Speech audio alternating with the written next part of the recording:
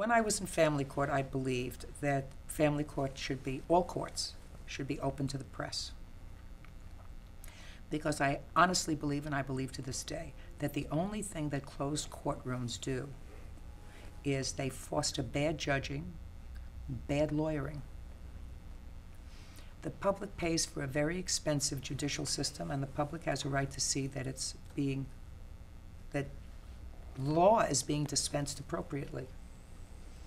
And I believe that in the family court as well. So during a period of time when they were having these debates about whether it should be open, I opened my courtroom. One of the reporters that would come in regularly was a reporter who worked for the Daily News. Her name is Heidi Evans. And she was married to Josh Getlin, who worked at the Los Angeles Times. Heidi would come and sit and watch. I refer to them by their first names now because we've since become very good friends. Josh was writing a 3-part series for the Los Angeles Times on people from different parts of the country that shake the bureaucratic cage. Stir things up. And Heidi said to him, why don't you go and sit in Judge Sheindlin's courtroom and watch the way she does business? And he did. And he wrote a great piece. I didn't know what he was doing there for a week until, a week later I called him up. I said, what are you doing? And he told me. And that piece came out on a Valentine's Day. I don't remember when it was, probably 1994, around there. And I got a call from folks at 60 Minutes. And they said, we read this article and we'd really like to come and see how you run your courtroom. Well, if you're going to walk the walk, talk the talk, you got to walk the walk. So I said, you can't come in with a whole bunch of lights and everything. You can have one camera over in the corner, and you can't show the faces of any minors. Mm-hmm. Other than that, you're welcome. And you always take a chance with 60 Minutes because you never know how they're going to portray you. It's been my experience that most media, if you take a hard line like I do, don't portray you favorably. That was a risk I had to take because I said, I'm not changing the way I do business. You come in and see it, and if you see it, and if you agree with it, report it fairly. That's all you can ask.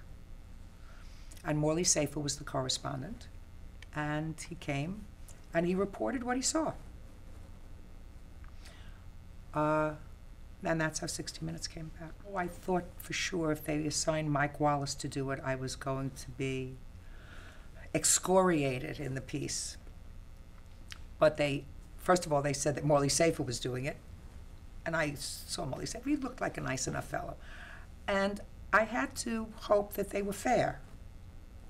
I mean, you can't say, if you watched me work for a month, they were there for a month, you can't say I was lazy. Can't say that I didn't know my business. I knew my business. Can't say I lacked perspective. I had a perspective. And there was a rational basis for my perspective.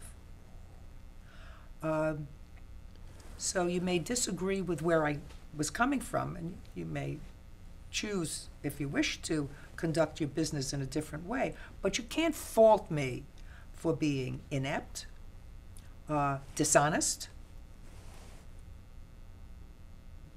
didn't understand the system. I don't like people who cheat the system. I'm part of the system.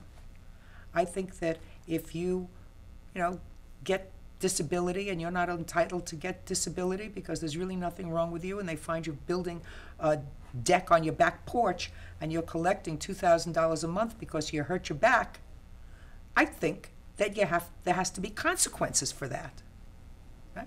And we had cheats like that in the family court all the time. And when I exposed it, people would say to me, why are you exposing that? There are people who are running big government and big corporations and they cheat all the time. I said, but I don't work there. This is where I work. You want me to say, well, they're only cheating a little bit, and a lot of people who in different vocations, different professions are cheating a lot, therefore I will do nothing. I mean, that's ridiculous. Is that what you're suggesting? So there was a rational basis for the way I conducted my business. And so while you of course have reservations, and Jerry and I, instead of having a 60 minutes party where we invited all our family and friends just to watch it together, I remember sitting that night in our bedroom with the closed door and just the two of us watching it.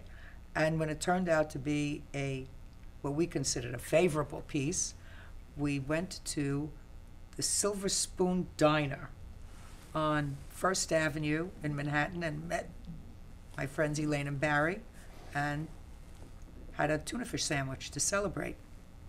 The feedback was, I got a call a couple of days later from who was to become my longtime literary agent, Jane Distel, and she said to me, Judge Sheindlin, I really think that you should write a book. I think you have a perspective, and I think that your perspective should be told.